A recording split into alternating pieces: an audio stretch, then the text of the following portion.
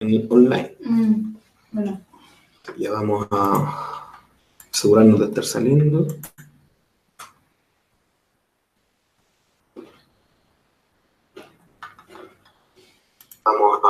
Ahí está.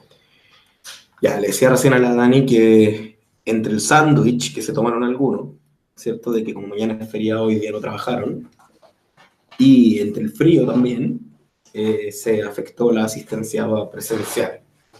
Lo bueno que tenemos las clases online, si no se le perderían nomás la clase. Ya, vamos a entrar al tiro con el tema y a ver cómo... A ver, ¿qué pasa acá?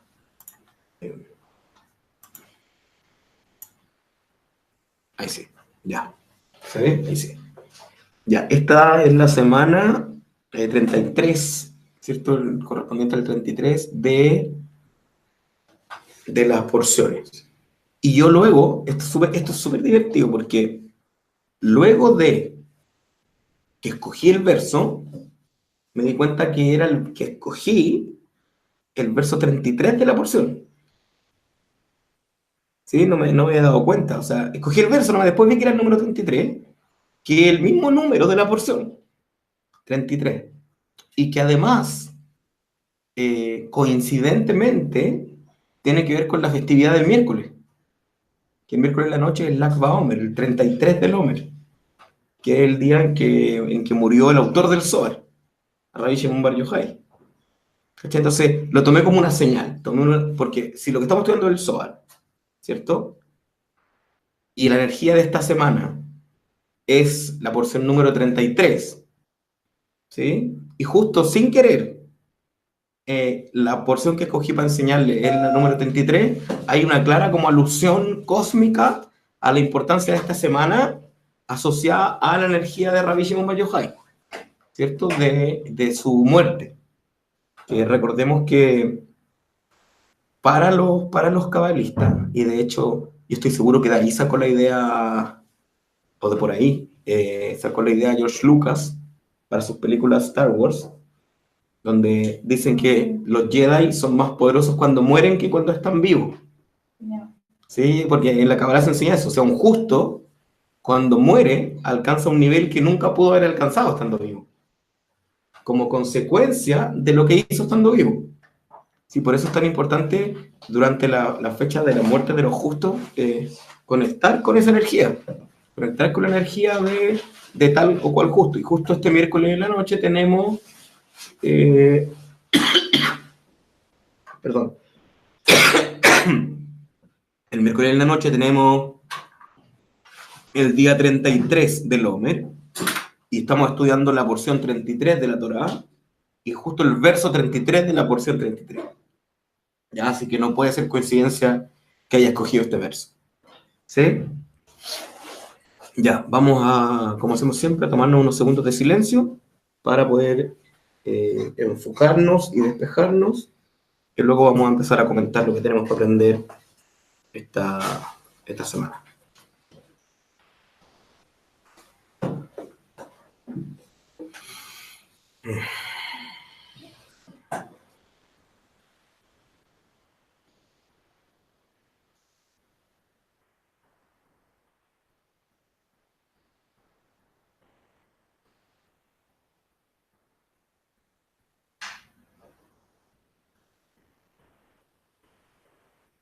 Quiero estudiar para que el estudio me lleve a la acción y a la rectificación de mis pensamientos, mis emociones y mis acciones.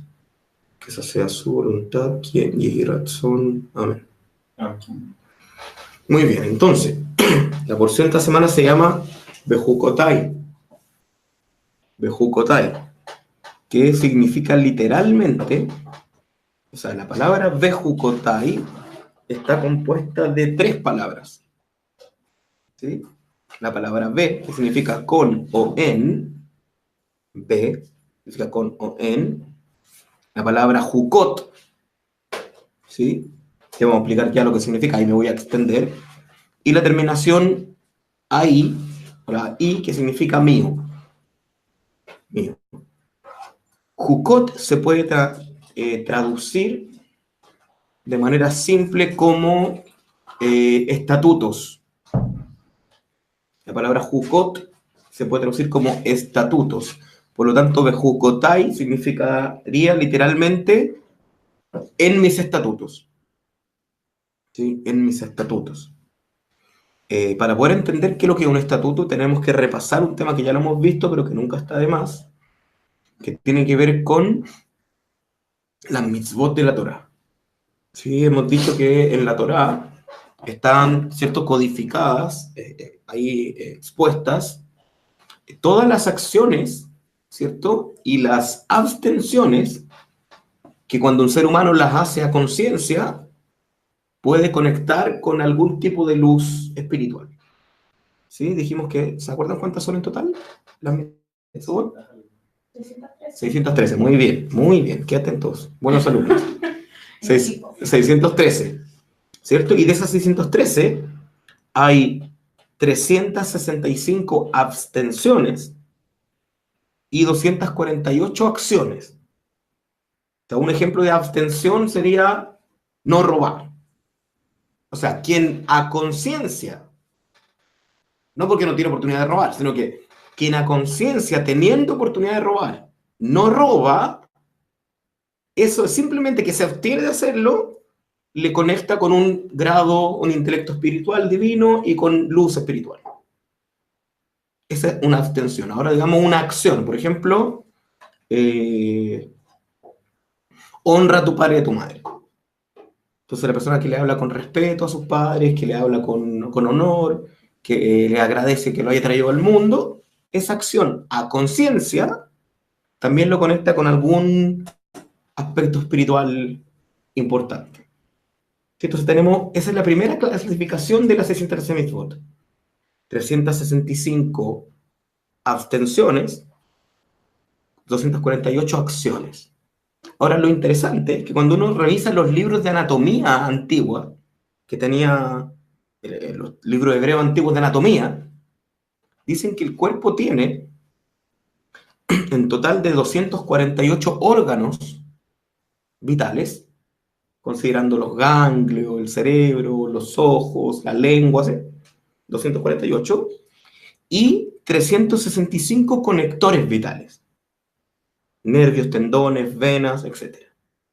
Entonces los cabalistas nos explican que, además, cada una de esas acciones mantienen saludable alguno de esos 248 órganos. Y cada una de esas abstenciones mantienen saludable algunos de esos 365 conectores, sean venas, sean tendones, etc. No sabemos cuáles son cuáles, por lo tanto es importante hacerlas todas, ¿sí? ¿Ya? ¿Ya? Esa es la primera clasificación. Ahora la segunda clasificación es importante para entender la clase de hoy. ¿Ya? Hay otra clasificación en que estos 613 se dividen en tres subgrupos. Esto ya lo estudiamos, me imagino que cuando se lo explique se van a acordar.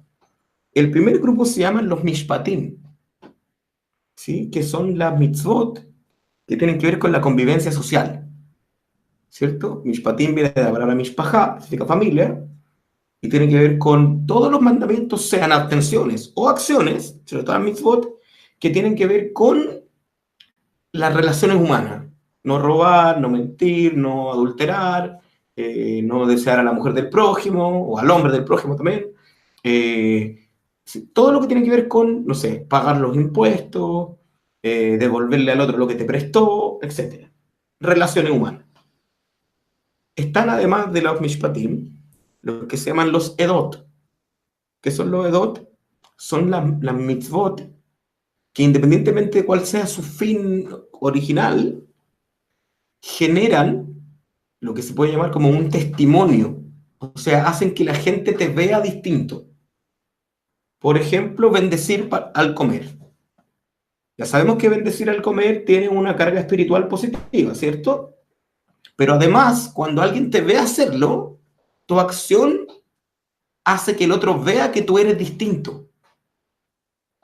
¿Sí se entiende la idea? Son esas acciones que además de su efecto espiritual, además como que testimonian a otro lo que tú estás haciendo.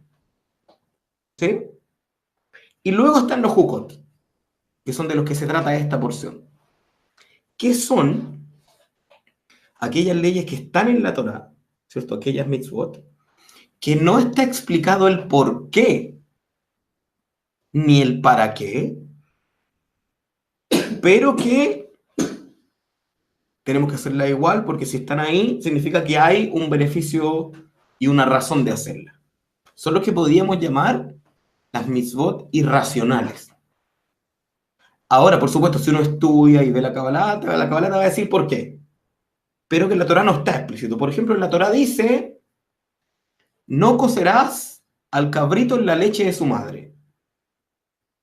Y que de ahí se desprende esta idea de que no comemos carnes de rojas con lácteo. O sea, no mezclamos, no sé, churrasco con queso, no sé. Esas cosas no se deberían mezclar al comer, ¿ya? Porque energéticamente son opuestas.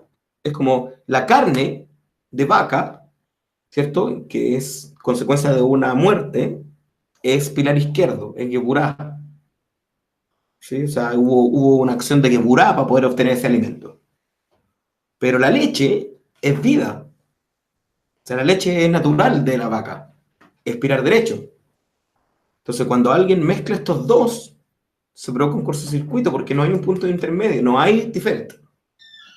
Y por eso se provoca incluso tantas enfermedades. De hecho, esto puede hablarlo con un nutriólogo o con un nutricionista o un médico, un gastroenterólogo, que puede explicar todos los perjuicios que trae para el cuerpo humano mezclar carnes con leche.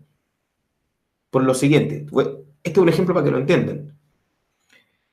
Cuando nosotros comemos carne, necesitamos que nuestro sistema digestivo esté full, porque la carne es más difícil de digerir, se demora más en digerirse. Pero resulta que la leche tiene un componente natural que lo que hace es calmar y enlentecer el sistema digestivo. ¿Sí? Por eso, por ejemplo, la gente cuando se quiere quedar dormida se toma un vaso con leche. O la leche como que te da sueño, se te baja, porque te relaja. Entonces, ¿qué pasa? Si tú mezclas carne con leche, el aspecto de la leche enlentece el sistema digestivo y la carne no se digiere, sino que se queda ahí. La carne ya se empieza a descomponer y cuando se reactiva el sistema, ahí digiere cuando la carne ya se descompuso. Entonces digiere todas las toxinas y todo lo que ya no nos sirve.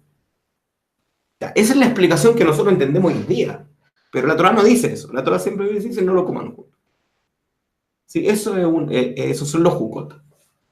Son lo que está escrito ahí, que no te dice por qué ni para qué, que parece que no tiene ningún sentido, pero que tienen un propósito espiritual.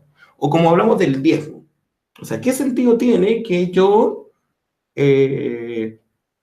tenga que dar el 10 y así me queda el 90 conmigo? O sea, como que no tiene lógica. Si quiero tener más, debería guardar más, no dar a otro. O lo mismo ejemplo de que solo podemos ser felices cuando hacemos felices a otro. O sea, yo estoy perdiendo plata, yo estoy perdiendo tiempo para hacer feliz a otro y eso me hace muy feliz. Entonces, todo lo que de repente uno dice, pero no tiene sentido, pero funciona, son los jukot. ¿Se entiende más o menos la idea, no? Entonces, en esta porción de la Torá es cuando el Creador básicamente le revela a Moisés muchos de estos tipos de leyes que no tienen mucho sentido. Por ejemplo, le empieza a hablar del comportamiento, del tema de las cárceles, por ejemplo, o sea, de las cárceles, como de las penas legales, que por ejemplo en el sistema antiguo, en el sistema que se seguía la Torá, la cárcel no existía. O sea, cuando hay un delincuente o algo así, no había cárcel. Habían otros métodos para que la persona pagara su delito dependiendo qué tipo de delito fue. ¿Sí? Hay que entender que en ese tiempo la conciencia estaba tan clara que no había una separación entre las ideas espirituales y las ideas legales. Eran juntas. O sea, la ley espiritual definía lo que era legal y lo que no. Entonces, por ejemplo, si alguien robaba y lo pillaban y lo condenaban por robar, esa persona no iba a la cárcel. Lo que esa persona tenía que hacer era devolver lo que robó y pagar un quinto, que era una indemnización. O sea, robó 100, tiene que pagar 120. Y si no tenía para pagar, ¿qué pasaba? ¿Se acuerdan? Se hacía esclavo. Se hacía esclavo. Era como una cárcel, digamos. Pero era para pagar, y luego que pagaba salía libre. ¿Por qué? Porque ya pagó su deuda. Ahora, si era un delito más grave como asesinar, ¿qué pasaba? Lo mataba. Pero no había cárcel. O sea, no había un montón de gente ahí encerrada sin ningún propósito, que es lo que hacen las cárceles hoy día. Pues, ¿qué está haciendo ahí la gente? A diferencia, hay cárceles conscientes en el mundo, donde esa gente está ahí trabajando, estudiando, aprendiendo, puede ser, pero en general las cárceles no son así. Entonces, en esta porción la Torá explica un montón de ese tipo de leyes, ¿sí? Y les dice que cuando cumplen estas leyes, o sea, la porción comienza diciendo, y si andan en mi jukot, o sea, si cumplen estas leyes, las que son difíciles de entender, las que son irracionales, las que no te hacen sentido, y les promete un montón de cosas. O sea, por las otras no, pero por estas en particular, porque claro, si a ti te dicen, mira, no robes, ya eso hace sentido, porque entendemos la propiedad privada, los bienes, es más fácil no cumplir con eso, cuando tú entiendes por qué. Pero cuando hace algo sin entender por qué, simplemente porque sabe que es correcto, hay una recompensa extra. Y básicamente la recompensa que indica por los Jukot es estabilidad emocional, física y financiera. O sea, les promete, nunca van a tener hambre, nunca van a pasar frío, siempre van a estar en paz, no van a sufrir la guerra, no van a sufrir las enfermedades. O sea, de alguna manera, la primera lección que podemos sacar de aquí antes de ir al SOAR directamente es que cuando entendemos que algo es correcto, aunque no entendamos completamente por qué lo es, y decidimos aplicarlo porque decimos, bueno, yo quiero hacer lo correcto, aprendí que es lo correcto, lo voy a hacer. ¿Mm? Eso conlleva una recompensa inmediata, extra. Además de la recompensa misma de la acción.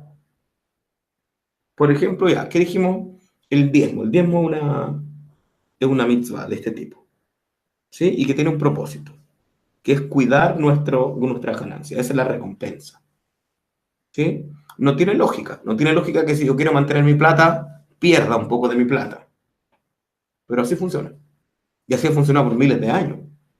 De hecho, en algún momento me tocó a una persona que le hacía coaching, cuando me puse a explicarle esto, porque era una persona que necesitaba asesoría en términos financieros, cuando me puse a explicarle, bueno, entonces si tú quieres ganar 100 millones, entonces tienes que considerar ganar 110 millones. ¿Para qué? Porque esos 10 millones tienes que regalarlos. Me dijo, pero si yo quiero ser próspero, no puedo estar regalando mi plata. Dijo, bueno, si no quieres, no lo hagas, pero diciendo que eso es la clave para conseguirlo. Porque no tiene lógica. Es porque una de las jucot, o sea, estas son las de alguna manera que traen mayores beneficios cuando lo hago aún sin entender por qué. ¿Sí? Y una de las promesas más interesantes que les dice, si caminan en mis estatutos, etcétera, etcétera, yo caminaré en medio de ustedes. Esa es como una de las promesas, de las muchas que le hace. Y eso es lo que vamos a ver en la porción del Zohar de hoy día que vamos a escanear ahora. Ya va a hablar un poco de eso, del caminar. ¿Qué significa caminar y qué significa que Dios camina entre nosotros, etcétera, etcétera? Entonces voy a compartir esto en la pantalla. Esta es la porción del...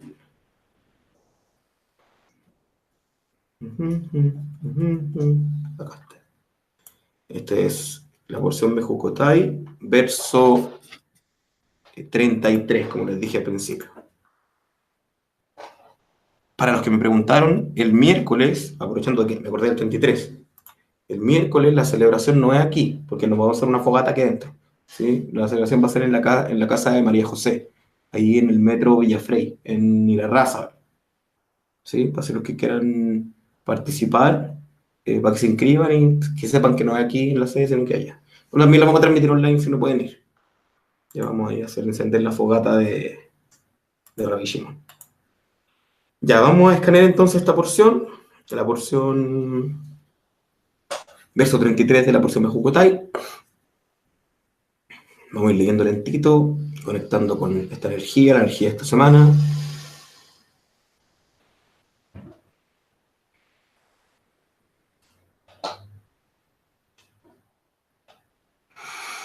Beit halachti betochechem behayiti lachem lelohim. Que yavan de mashkana dili gabaihu be bebadai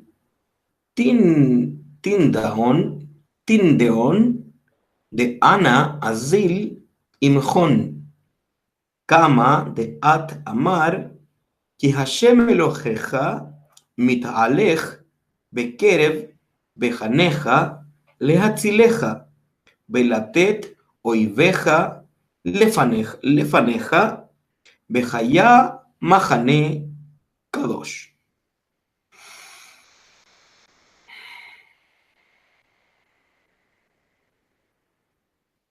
Lo leemos en castellano, dice: y caminaré en medio de ustedes y seré su Elohim. Ahora que les he dado mi promesa, ustedes saben que camino con ustedes. Como está escrito, pues Hashem, tu Elohim, camina en medio de tu campamento para liberarlos y derrotar a sus enemigos frente a ti. Por esto, tu campamento deberá ser sagrado. Ya estamos saliendo de nuevo. Entonces, vamos a asegurarnos de estar saliendo bien. Entonces, ahí está. Ya.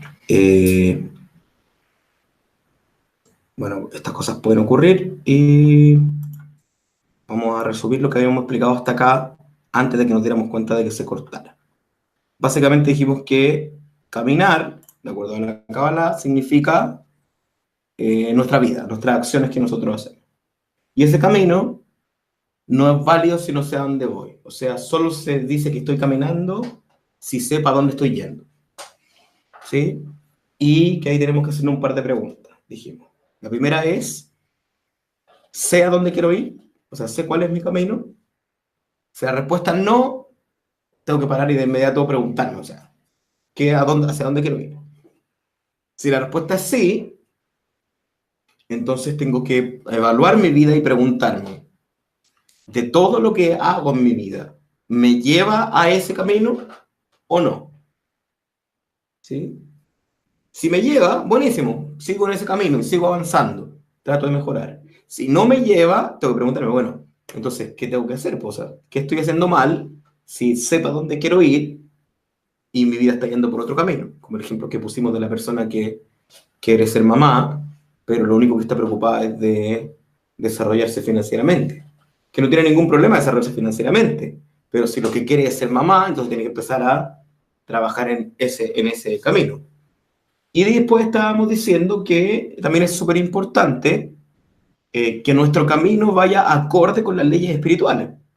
Esto le puse el ejemplo de alguien que su camino es el que quiere llegar a ser actor porno o quiere ser narcotraficante. O sea, esa persona en el fondo da lo mismo, porque si su camino va contra las leyes espirituales, no quiere decir que su camino no sea posible. El tema es que simplemente no podemos considerarlo nomás, porque se parte de la base de que nuestro camino es un camino de crecimiento espiritual.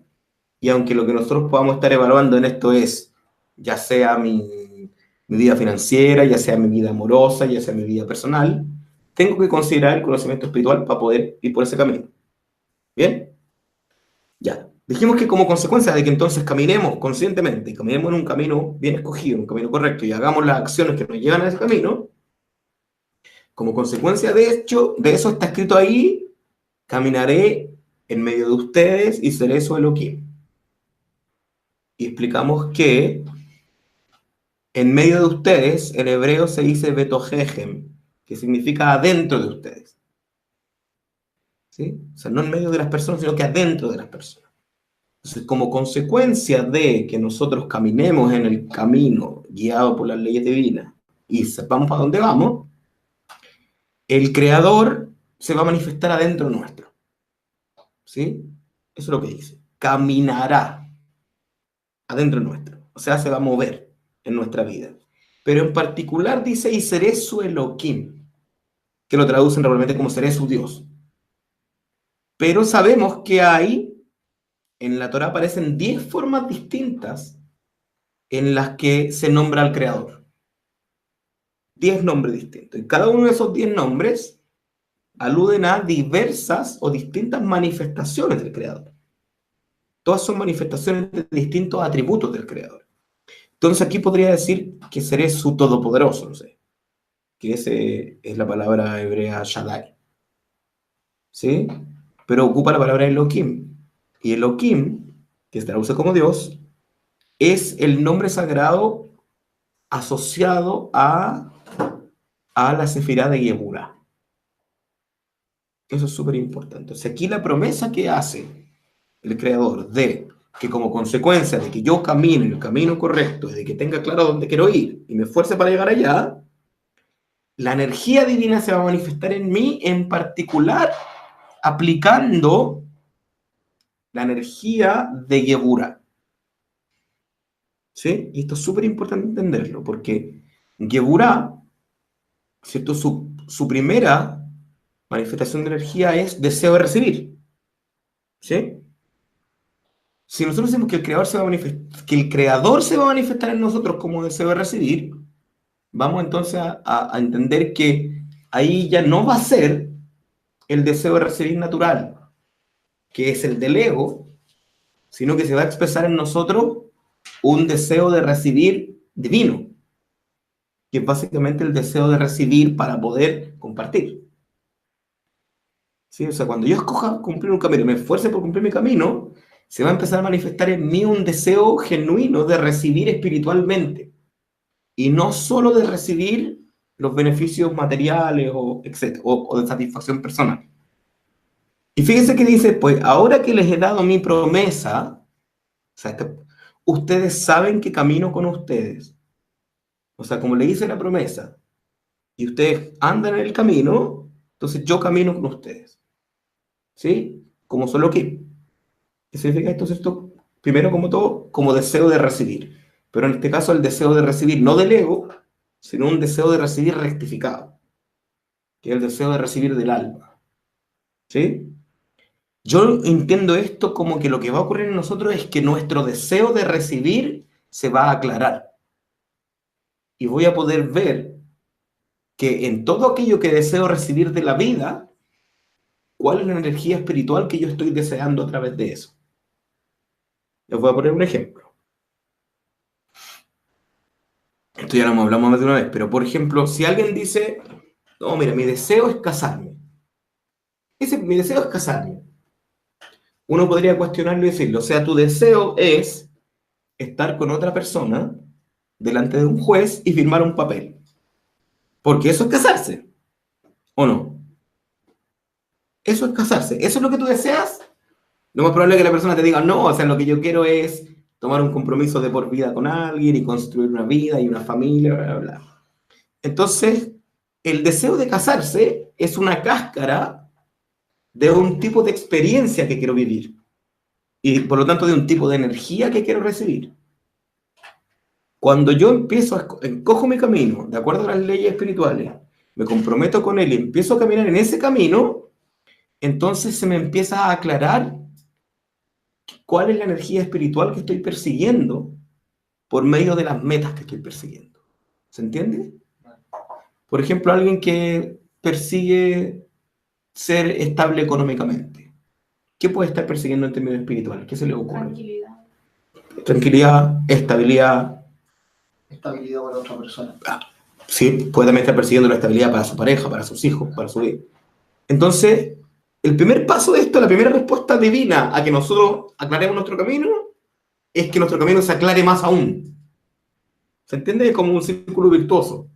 Y que podamos decir, en verdad, mira, no es que sea un ambicioso porque quiera plata, sino que me doy cuenta que quiero plata porque en verdad quiero darle estabilidad a mi familia, por ejemplo. Entonces ya no voy a perseguir la plata, sino que lo que voy a perseguir es la estabilidad de familia. Y el cumplir esa meta se va a volver un medio. Y la meta va a ser el fin. O sea, el fin ya no va a ser ganar dinero. El fin va a ser darle satisfacción a mi familia. Y el tener dinero va a ser un medio.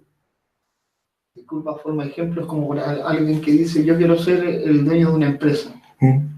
pero no quiero ser el dueño de la empresa porque todos me tengan temor, o por lucir una corbata, un zapato lustrado. Quiero ser dueño de una empresa porque así voy a poder darle trabajo a mucha gente que necesita Claro. trabajar. Entonces tu meta ya no va a ser dueño de una empresa. Tu meta va a ser dar trabajo. Claro, Y ser dueño de la empresa va a ser un medio.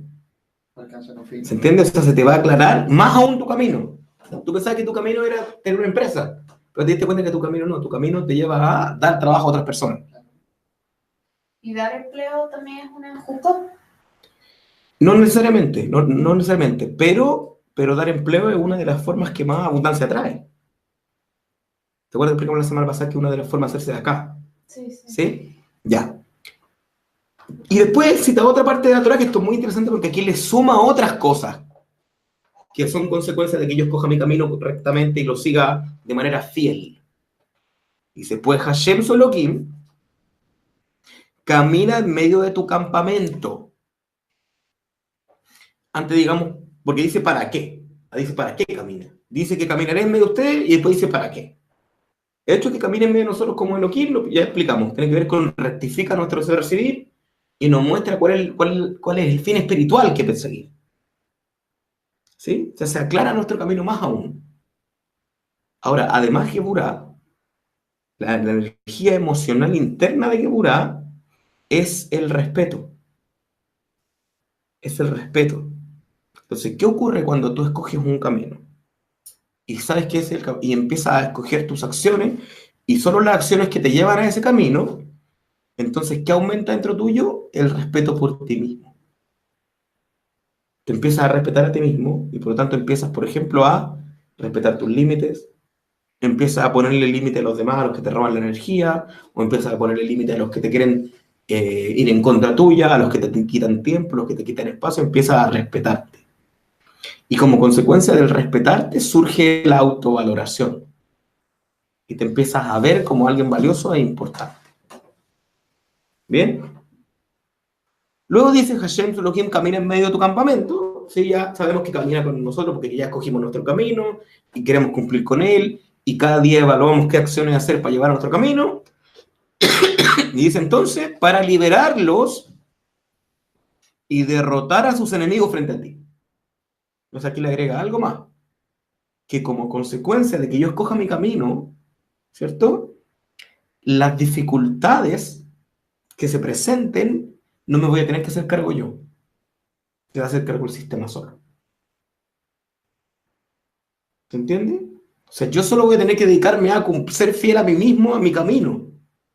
Y como consecuencia de eso, el sistema que Burá, que está dentro ahí, va a hacerse cargo de ir moviendo las dificultades. Y no yo. Yo ya no voy a tener que luchar esa guerra. Porque lo que yo tengo que hacer es caminar el camino.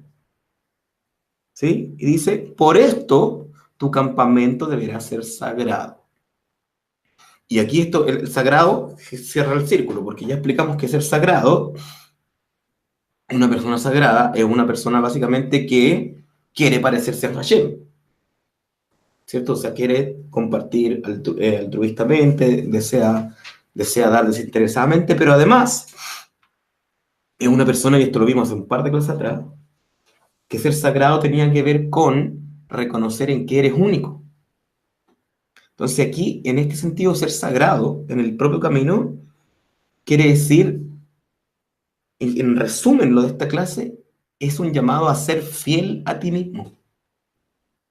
A que si tú dices que tu camino es, por ejemplo, yo quiero darle empleo a otras personas, si ese es tu camino, entonces tú no puedes perder el tiempo en cosas que te aparten de eso. Sino que el tiempo que, en tu caso, tú estás hablando de un deseo laboral, o sea, ese es tu camino laboral. Entonces, en tu tiempo laboral, no puedes perder el tiempo en algo que no te acerque a ese camino. O sea, tienes que ser fiel a ti mismo. Pongamos un ejemplo. En otra área de la vida, un camino sentimental. Una persona dice, no, lo que yo quiero es concretar una relación seria. Una relación seria, saludable y construir una familia. Ese es digamos, esa fuera mi meta. Entonces es mi camino. Pero salgo con una mujer distinta toda la semana. ¿Estoy siendo fiel a mi camino? No, porque lo que estoy haciendo es haciendo algo que no contribuye a eso que digo que quiero. Entonces, básicamente el resumen de este camino es, si tú identificas para dónde quieres ir, ¿cierto? ¿Para dónde quieres ir? ¿Cuál es tu camino? Y eres fiel en ese camino a ti mismo y cumples contigo y eres fiel en ese camino, entonces el creador va a actuar igual contigo. Va a decir, ok, ese es tu camino, yo camino contigo hacia ese camino. ¿Sí? Y yo te voy a despejar el camino, y yo voy a estar contigo, voy a hacer que aumente tu respeto, lo que como consecuencia va a hacer que cumplas mucho mejor tus propios compromisos contigo. Y que tu deseo se vaya rectificando cada vez más. Y mientras más se rectifique mi deseo, más en comunión con la luz estoy, más en sintonía con la luz estoy. O sea, la clave final de esto es, al decir, caminen por el camino de Hashem, está diciendo es, vivan una vida de fidelidad a sí mismos. Y no a otra cosa. No a lo que mis papás querían de mí, no a lo que el sistema pide de mí, no a lo que en el colegio me dijeron que tenía que hacer, no a lo que los que me rodean esperen que haga, no a lo que los de mi generación están todos haciendo y por lo tanto yo, no, a ti. Y para eso, dice acá, deberá ser sagrado. ¿Y qué entendimos como ser sagrado hace 4 clases atrás? Ser único. Reconocer tu unidad, que es lo que te hace único, y ser fiel a eso. Cuando eres fiel a eso, entonces puedes decir, ok, para allá voy yo. Y entonces me va a importar una papa, porque como me voy a respetar a mí mismo, me va a importar una papa lo que diga mi mamá, lo que diga mi papá, lo que diga mi hermano, lo que digan los profes, lo que diga el sistema, lo que diga. Porque estoy siendo fiel a mí mismo. Y como soy fiel a mí mismo, soy sagrado. Como soy sagrado, camino en el camino. Como voy en el camino, Hashem camina conmigo. Y Él va por el camino, despejándome el camino, mostrándome, aumentando mi respeto hacia mí mismo y refinando mi deseo de recibir. Me hace darme cuenta que lo que quiero de verdad es una luz espiritual y por lo tanto me hace desearla aún más. Y si aumento mi deseo, aumento mi vasija. Como aumento mi vasija, aumento la capacidad de luz que puedo recibir y la claridad con respecto a mí mismo. Entonces puedo lograr ver más aspectos de mí mismo, identificar más cosas de las que me hacen único y por lo tanto ser más sagrado aún y continuar en este crecimiento, en este desarrollo, en un círculo virtuoso. ¿Bien? Súper importante entonces las preguntas que nos llevan hoy día. ¿A dónde quiero ir? ¿Sé a dónde quiero ir? ¿Sí o no? Si no, siéntese a pensar. Medita, ¿a dónde quiero ir? ¿Sabe a dónde mi camino que estoy llevando me lleva ahí o no? Si me lleva, perfecto, siga por ese camino. Siga así de fiel. Si no, ¿qué es lo que tienes que empezar a hacer para ser fiel a tu camino? Y tercero, mantenerse siendo sagrado. O sea, no permitas que tu camino atente contra lo que tú eres. Contra tu propia unidad, contra tu propia unicidad y tu forma de ser única y especial. ¿Bien? Bien. Perfecto, lo dejamos hasta aquí entonces. No se olviden, ustedes, los que están en línea también, que hay gente que ya se conectó en línea acá, qué bueno, que el miércoles celebramos Lag BaOmer, así que si se inscriben ahí en la inscripción, en la gráfica, entran en la inscripción y ahí está la dirección del lugar y el horario del lugar, ¿ya? Para que puedan participar de la fogata y todo lo que vamos a hacer ese día, ¿ya? Gracias por venir, chiquillos, gracias por, a pesar del frío y todo, estar aquí igual, nos vemos.